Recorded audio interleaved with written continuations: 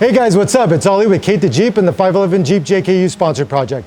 I'm so excited today because we're here at Goose Gear with owner Brian Fulton, who's going to be going through the installation with us of building out the entire rear of our Jeep to get us trail ready. Brian, what are we doing? Well, first we're going to start off by putting in the Jeep JKU plate system. That's going to give you a foundation to mount different modules of your selection. After that, we're going to go ahead and install the Jeep's cubbies, which is going to basically box out the rear of the vehicle, create some additional storage, and really clean up the lines of the vehicle. Awesome.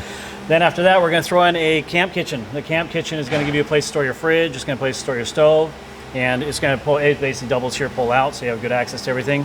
And then we're going to add a drawer module over here, which is going to be a place to store some of your camping essentials. Awesome, and that's all like lockable too, right? Yep, absolutely, it's all lockable. Cannot wait, let's get this done. All right, let's do it. The Goose Gear Jeep plate system side cubbies feature a bullet line covered Baltic birch plywood with storage cubbies in front of both roll bar locations in the rear cargo area. The cubbies serve as a great way to square up the rear cargo area and create additional lockable storage compartments. The cubbies are designed to work with the Goose Gear JK plate system. The Goose Gear plate system side cubbies for the Jeep JK are a direct bolt-in unit and require no drilling into your vehicle. Everything you need to install is included in the kit.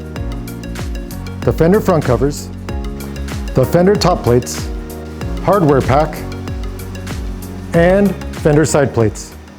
For our install today, we'll be using a 7/16 inch socket, a 13mm socket, a 10mm socket, a Torx 30, a Torx 40, a 4mm Allen wrench, and a 5mm Allen wrench.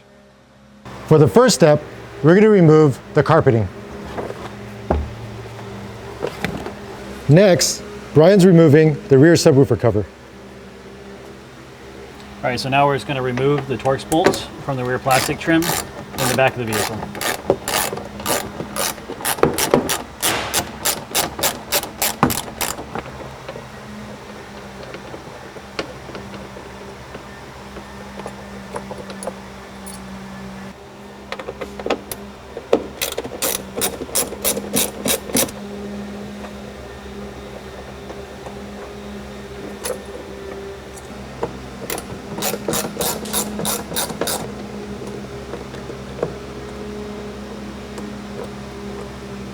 And the final bolt.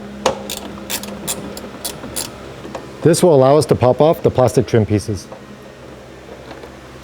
We will also remove the factory tie-down anchors.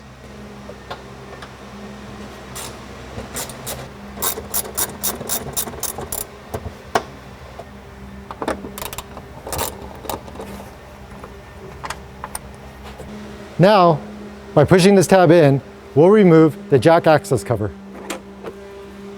We also have to remove this tab. Generally, it's a painstaking process if you want to keep it intact, and that's your choice. But for the sake of this build and time, we're going to go ahead and remove ours any way we can. There goes the resale value.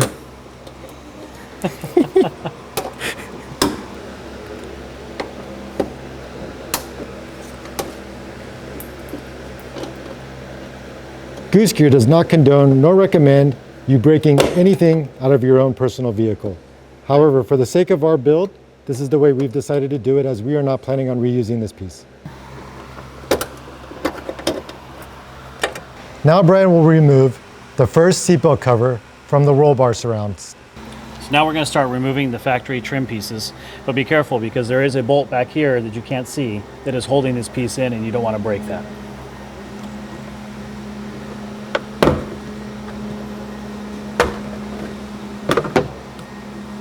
So now we'll remove the factory trim piece on the opposite side of the vehicle. And again, remember, there is a bolt back there behind here that is holding this in, so do not break that piece out. Just don't forget to remove that bolt, as we're now going to remove this trim piece. The bolt you'll need to remove is a 10mm bolt located right here.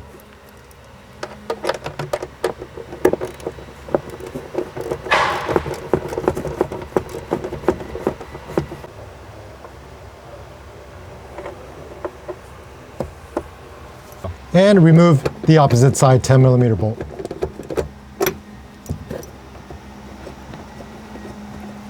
Brian's going to do the first one.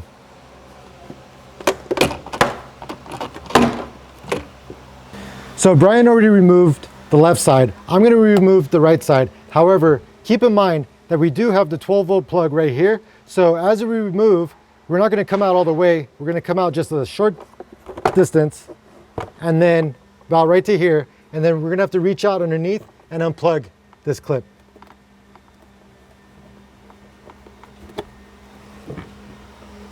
So now we're about to remove our subwoofer. Generally, if you have one, you can keep yours, as Goose Gear does make a system that accounts for that. However, in our case, we're removing our subwoofer. We're going to be installing a Kenwood system in our car. And as a result, we're going to turn this space into a storage space. So to remove the subwoofer, you're going to remove 2 Torx 30 bolts from either side of the system.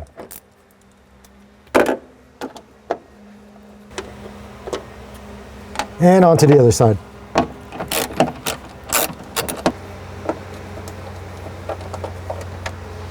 Next, we have to remove our wire harness from the subwoofer. At the top is a clip, and then there are various clips down the side of the vehicle that you can just go ahead and pop off gently if you want to keep it intact. And then go ahead and lift out your subwoofer and post it promptly on Craigslist. Next, we'll have to grind off the 3 studs here, here, and here. And for the next phase of the cubby installation, we're going to remove the 3 studs that are left on the later model Jeeps. These 3 studs need to be ground away and removed, and typically are only found on the 16 and 17 and 18 model year Jeeps. And we're going to use an air tool in our shop, but you can use a Dremel as well. Make sure you're using eye protection before you start grinding.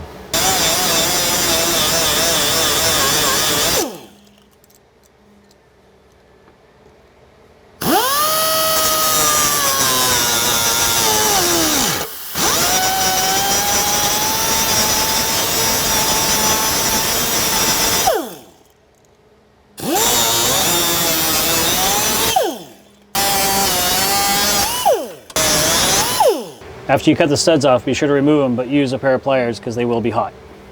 After you grind the bolts off, you're going to want to take and grind down the other areas of this bolt so it's not sharp to the touch.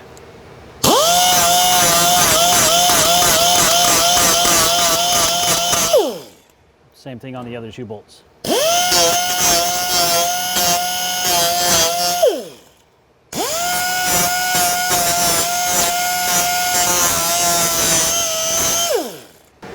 Before we start putting the cubbies in, we're going to need to remove the factory hinge and save those 4 bolts because we're going to bolt this back over the cubbies.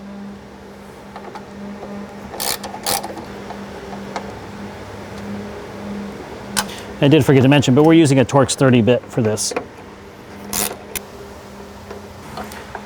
So we're going to take out the last bolt here, and then we're going to slide the hinge mechanism out of the little pocket that it fits into. So now we're going to take and pop these 2 plastic zip ties out of their factory location so that we can reroute this around the cubbies.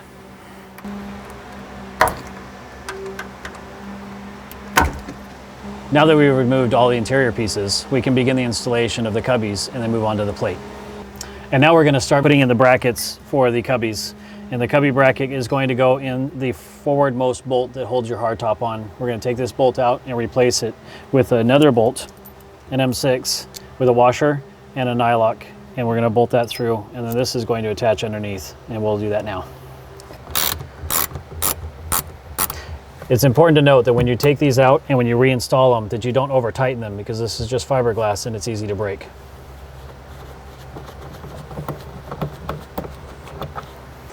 Now you're going to want to take and peel the carpet back and get it out of your way. I also typically will take this wire and pull it down so it's a little bit out of the way so it's easier to work.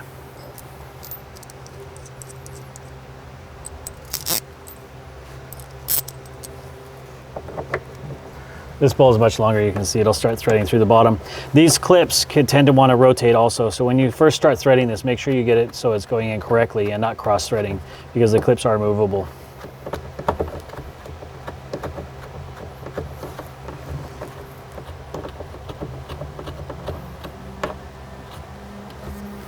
Now we're just going to snug this down just a little bit.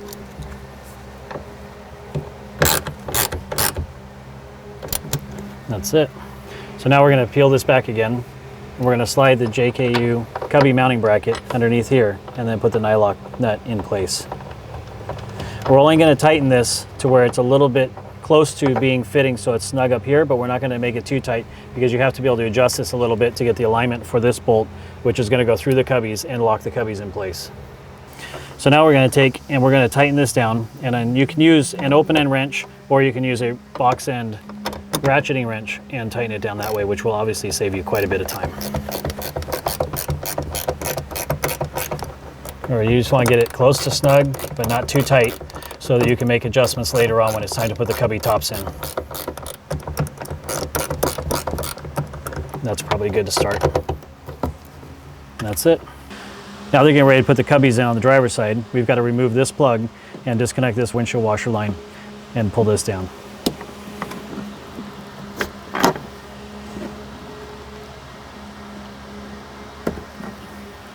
All right, so now we're going to start installing the driver's side cubbies. We're going to start by putting in the vertical platform in. It's going to fit around this trim piece, but you have to first peel back this rubber grommet, the rubber gasket. So we're going to slide this vertical support back on the driver's side back into position, and then we're going to put the rubber gasket back into place. It should give you a pretty nice seal right here, and this should fit pretty snugly right back here, so it's centered on the opening right here. So now we're going to take and we're going to install the cubby front infill panel onto the extrusion at the front of the cubbies. Just going to loosen these T-nuts up so they're a little bit loose so that you can slide this down the aluminum extrusion.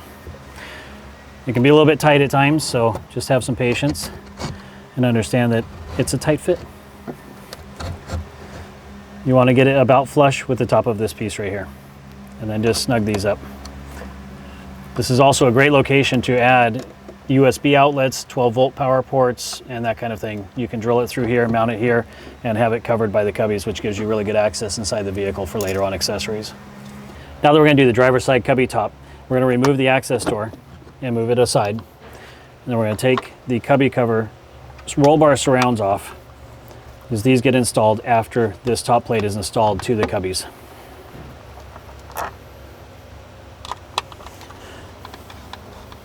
These bolts should come to you with anti-seize on them. If they do not, be sure to add that. If you do remove and reinstall these bolts again and again, you're going to want to make sure you add anti-seize because they are stainless steel.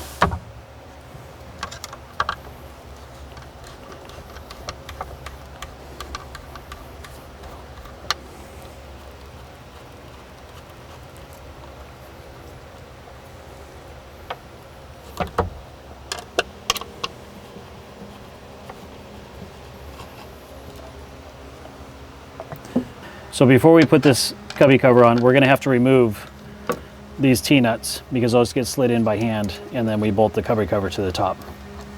There are 4 bolts total.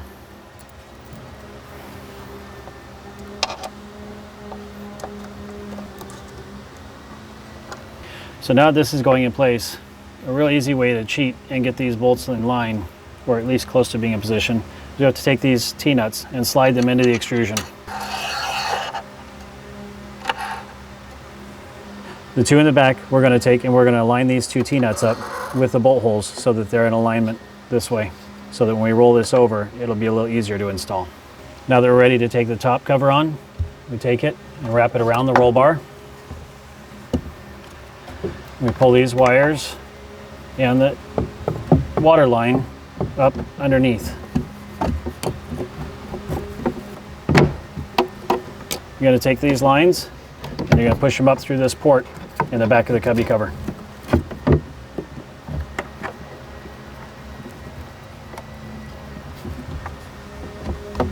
Now you're going to seat this position and try and get these lined up and then bolt these bolts in.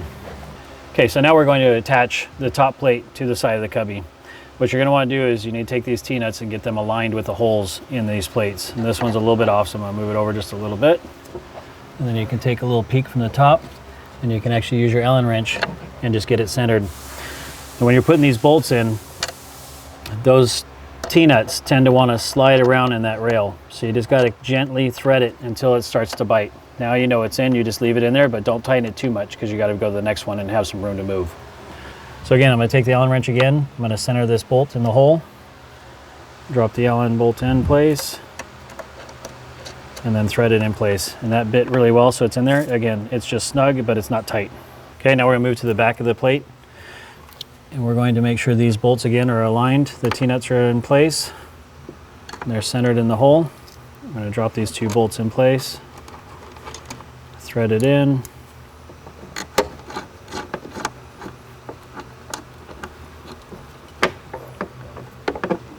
That one's not lined up properly, so pull this out and get it in the center. Okay, that felt good. Here we go. So now this can be snugged down, and we can work our way backwards and snug all these 4 bolts down into place.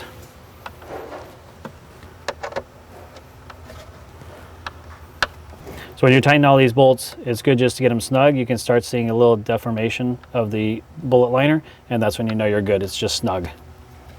Now we're going to take and we're going to add this 1/4 bolt into this hole, which catches the bracket that is attached to the factory hardtop mount. It's easiest to take your Allen wrench and just get the alignment set. Drop the bolt in, hold the bracket from underneath, and just keep it level to the bolt. And then snug this up. Now that this is snug, we're going to take this out. We're going to take our box end wrench again. And we're going to weasel it in here underneath that bolt and snug that bolt up for the bottom of the hardtop to hold the bracket in place. Takes a little bit of work, but you'll get it in there, and then you can tighten it down.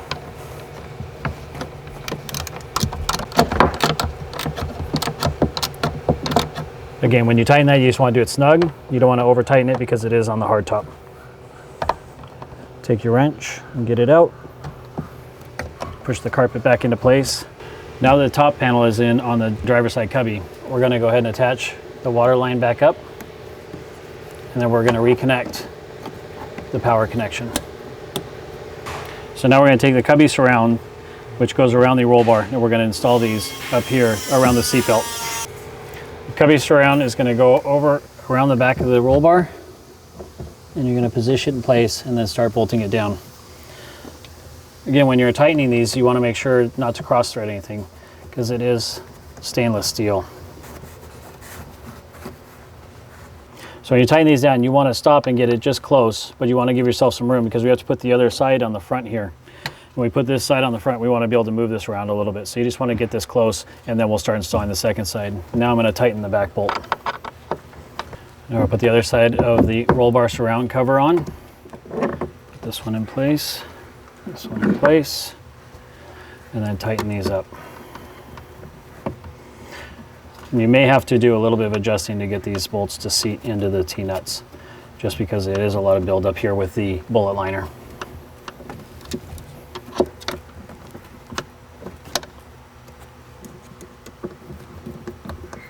Now that they're aligned, we can tighten these up and get them snug.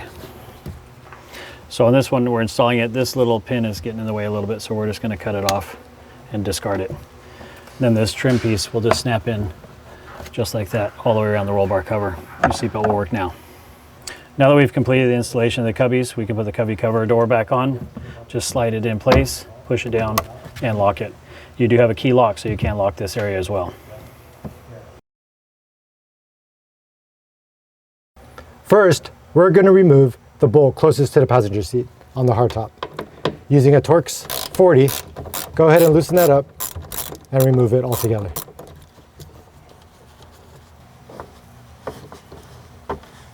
Next, pull aside the carpet and pull down on the wire so that it doesn't get pinned by the bracket we're about to install. Now we're ready to install our bracket.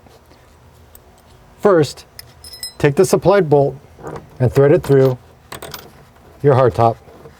And make sure that as you tighten it down, you don't go too hard because the hardtop is made of fiberglass and can break. Using a 5mm Allen socket, go ahead and tighten it down gently, making sure we don't go over tight. It just needs to be a little snug. Next, we're going to install our bracket onto the stud, and with the supplied nut, tighten it down. But make sure that when you tighten it, you can still move your bracket in place, as it will have to be positioned once we install our side cubbies. Go ahead and tighten down the nut that Goose Gear supplies, and make sure that as you tighten, that you're still able to position the bracket where you need it, so it has a little bit of play. go ahead and replace your carpet. And now we'll install the next piece. So now we're going to remove the factory zip ties so that we can relocate our wire harness. Be careful not to cut your wires.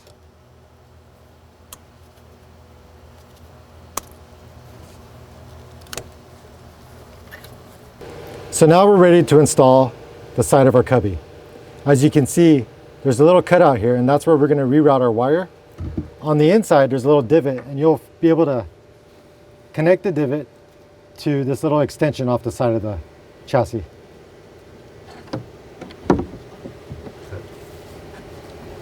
We're going to go ahead and pull out the rubber gasket here,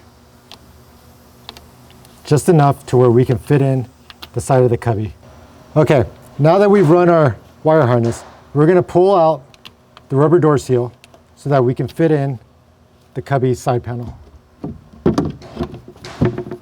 Go ahead and replace the rubber door seal on top of the cubby. Now we're ready to reinstall our hinge. Use the supplied Torx 30 bolts to reinstall your hinge.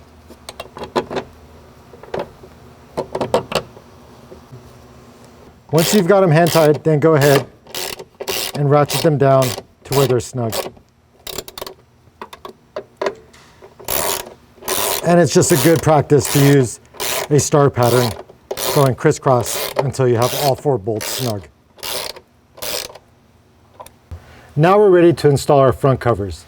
If you look at the back, you'll see there's 2 brackets. Using our 4mm Allen wrench, we're going to go ahead and loosen up the bolts so that we can slide those brackets down into this channel. You're going to want to go ahead and line up the brackets straight up and down like this. Go ahead and slide down the front cover.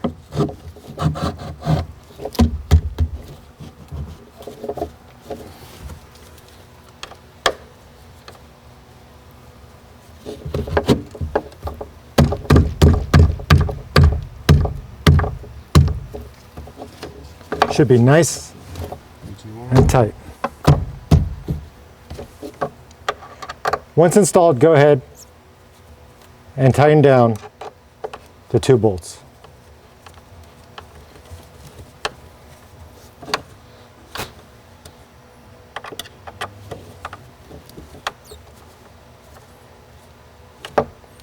You should see a very slight deformation in the top of the panel. Okay, now go ahead and pop off the lockable cover, and we're going to remove these 4 bolts. Using your 4mm Allen wrench, go ahead and loosen up your bolts.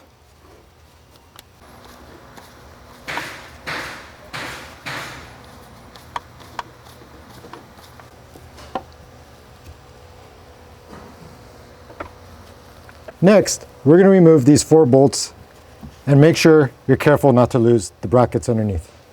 To figure out which way that these brackets need to be oriented, you'll notice that one side is indented, the other side is extruded. The extruded side needs to be facing down, and the indented side needs to be facing up.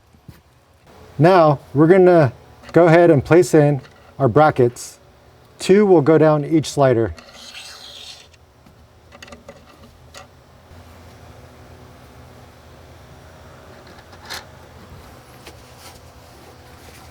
So now, using the back side of our plate, we're going to go ahead and line up where our brackets need to be about positioned. Now with our brackets in place, we're ready to install the top plate. Clear your seatbelt and come in through the side. You might have to go a little high to clear the roll bar, and then position the plate right on top. Now, we just want to make sure that we're lined up with our bracket and our hole. And so using our Allen wrench, we're going to go ahead and make sure that we have clear passage straight to the threads. After alignment, go ahead, place your bolts and gently tighten them down, and do the same with the remaining 3 bolts.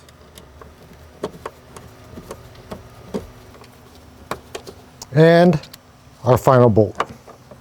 Now that we've installed our top plate, we want to make sure that we mount to our bracket to secure the cubby. Again, using your Allen wrench or similar tool, go ahead and make sure that you have a nice lineup from where the hole is to the nut below, and go ahead and tighten down your 4mm bolt. And we're done. Now we're ready to install our roll bar covers. One thing I gotta say is it's been so easy to install the cubbies, and this is probably one of the hardest pieces that we're gonna do. Okay, first we'll install the back piece.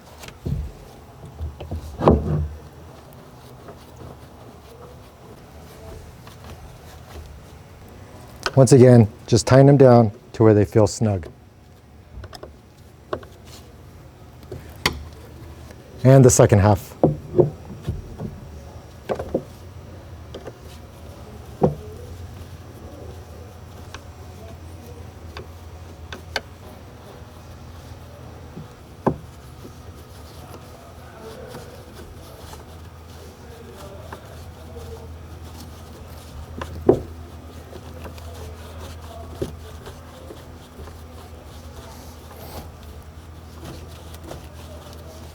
Now, all that's left to do is reinstall your seatbelt trim cover and your roll bar covering.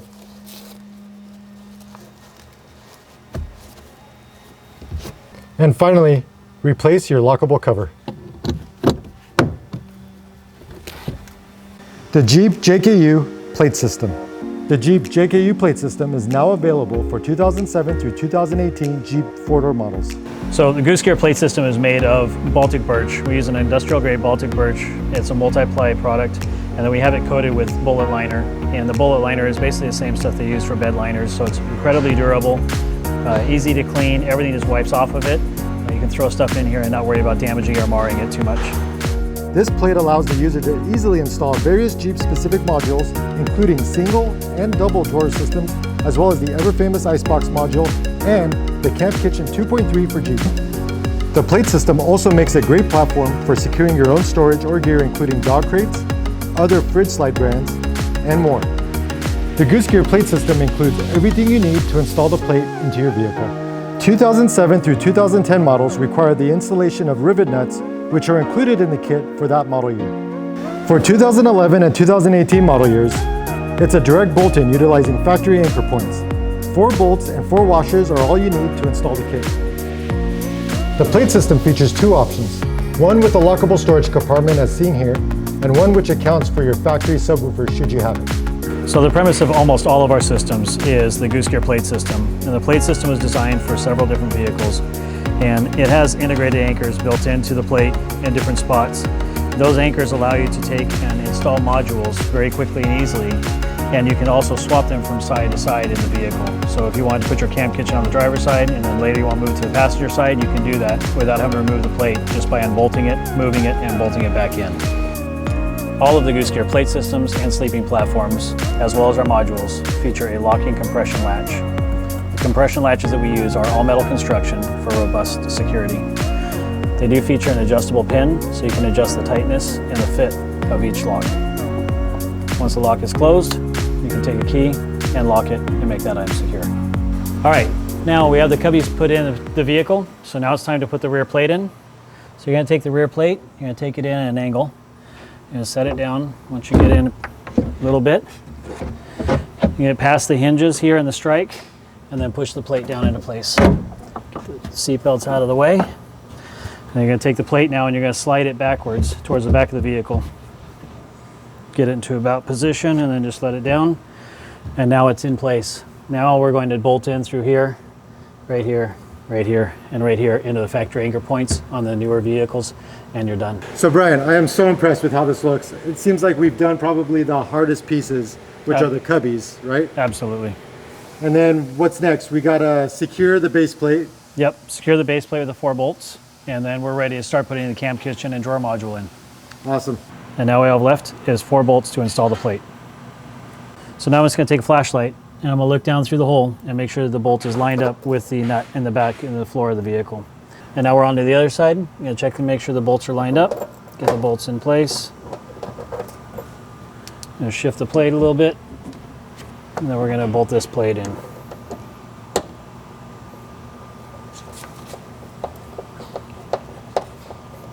So if you are going to use a power tool, make sure you get the bolts threaded a good portion into the nut before you do it. When you do use this, you want to make sure you don't go down tight. Do that by hand to make sure you don't rip out the T-nuts.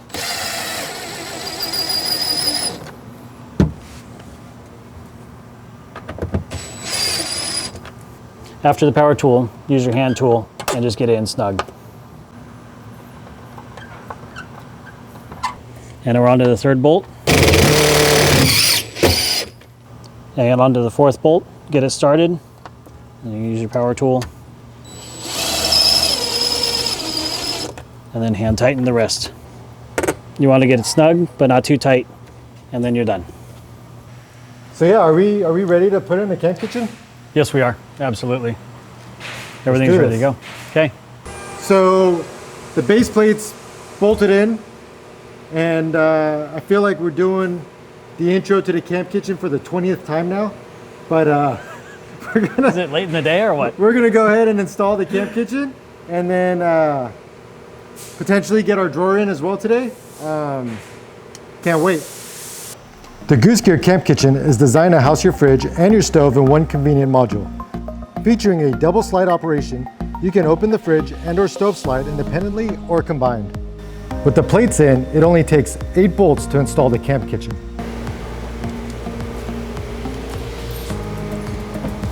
Slide this in place.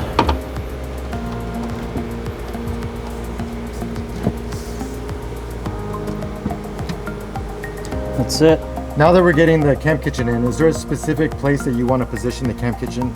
Yeah, on the Jeeps it's actually unique because the way the jack cover is placed, we can actually mount most of the modules flush with the back of the jack cover, and that will clear the door as it closes.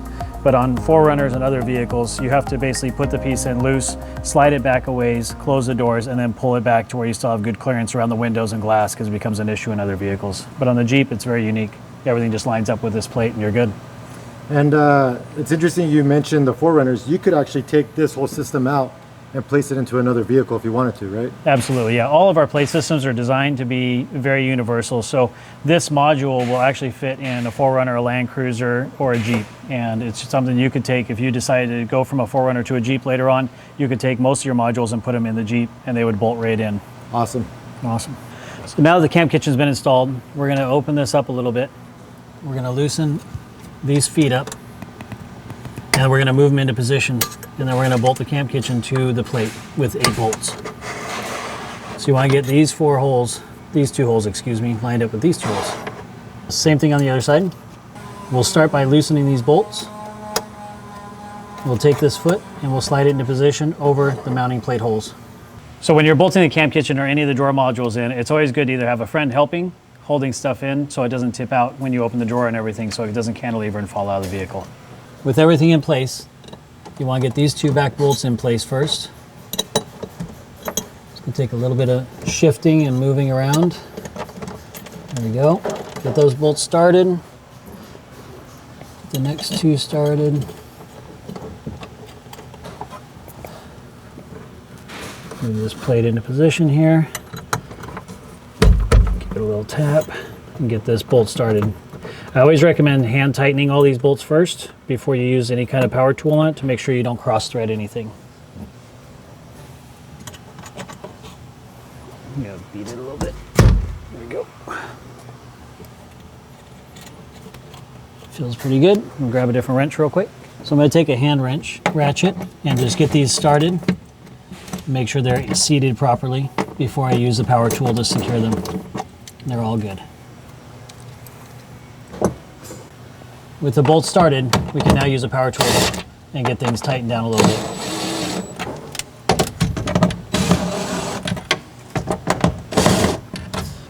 Once the rear bolts are secure, we're going to slide the camp kitchen out of the way so we can get access to the front mounting plates. We're going to loosen these bolts up again, and we're going to slide the plates in position. Again, hand tight these bolts first, and then come in with a power tool. Once these are loosened up, we're going to slide this bracket forward until we get in position over the anchor points in the plate. all of the modules fit the same way using the same method, whether it's a drawer or a camp kitchen, it's the same. With all of 8 bolts in position, we can now go through and tighten everything up snug.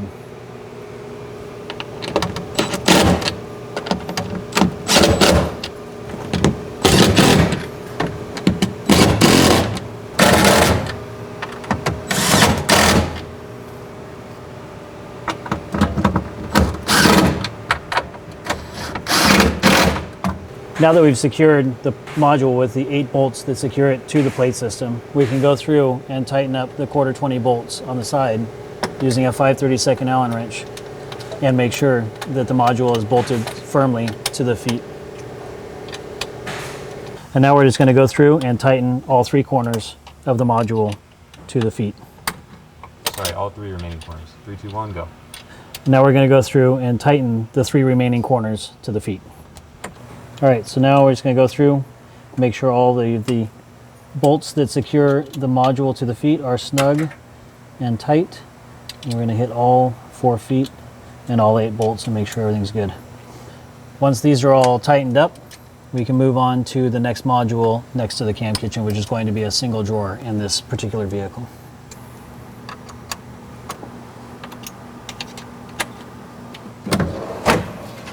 Now that we have the camp kitchen in place, we're going to go ahead and cycle the drawer guides and make sure everything works well. Locks in place, locks closed, does exactly what it's supposed to do. Camp kitchen and icebox modules feature lock-in, lock-out drawer guides. To open the camp kitchen or icebox, simply push down this lever and pull. Release the lever and continue to open the drawer guide until it's fully extended. To close the camp kitchen, simply push down the lever, push the drawer guide closed until it latches. On the camp kitchen, we have a stove slide, which can also be used as a drawer guide or drawer storage. To open this, the best way to do it is to push on this to release the tension from the latch. Pull the latch open, release, and open the drawer guide until it comes all the way out. To close the stove slide on the camp kitchen, simply tap the lever closed and push it closed until it latches, and you're done. So now that the camp kitchen has been installed, it's time to move on to the installation of the drawer module directly next to it. The Goose Gear lockable drawer modules feature dovetailed Baltic birch for superior strength and are offered in several configurations depending on your vehicle. Installation is as easy as installing 8 bolts into the Goose Gear plate system. Now the camp kitchen's been installed, it's time to install the drawer module. All right, carefully slide the drawer module in over the top and set it down. I'm going to push it back behind this hinge on the Jeep and get it roughly lined up. Now that the drawer is roughly set in place, we're going to open the drawer box and we're going to remove it from the module. To remove the drawer box, we're going to take and push these metal tabs up and then lightly tug on the drawer box. Grab it firmly from the sides and slide it straight out of the drawer guides. So we have 4 corners to tighten down now, just like on the camp kitchen. So I'm going to push the drawer guides in and out of the way. We're going to loosen these feet so that we can slide them into position. With the module foot loose, we're going to take and slide it into position over the bolt holes in the plate, in these 2 sections, and then we're going to repeat that on the other 3 locations on the module. Again, we're loosening the other side, and then we're going to slide this bracket over position over the 2 bolt holes. And we're going to reach in, and we're going to loosen these 2 feet, and we're going to move them into position over the anchor points in the plate. And onto the last corner, we're going to loosen this foot up also, move it to position, and get it ready to bolt it to the plate. All of the Goose Gear modules will bolt down with a 1/4 by 3/4 bolt and a lock washer.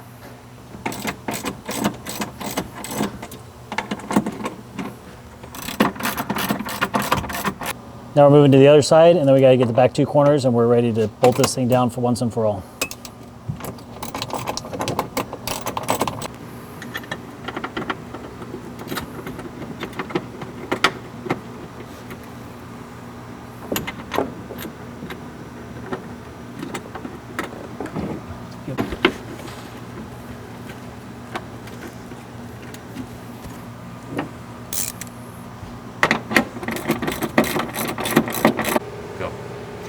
Now that we've gotten all the bolts finger tight, we can use the impact to seat the module firmly in place.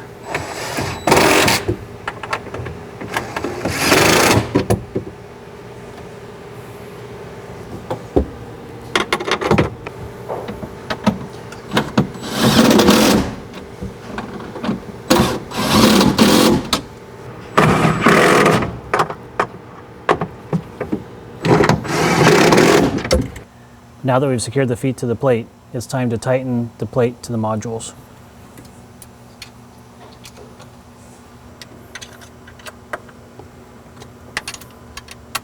Moving on to the other side, get the module bolted to the feet.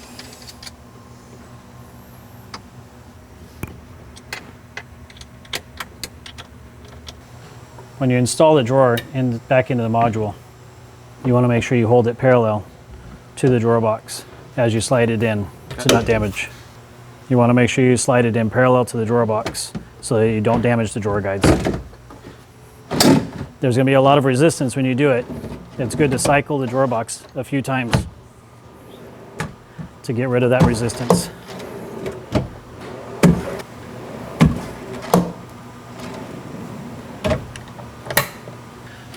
Right on. Yep. Nice.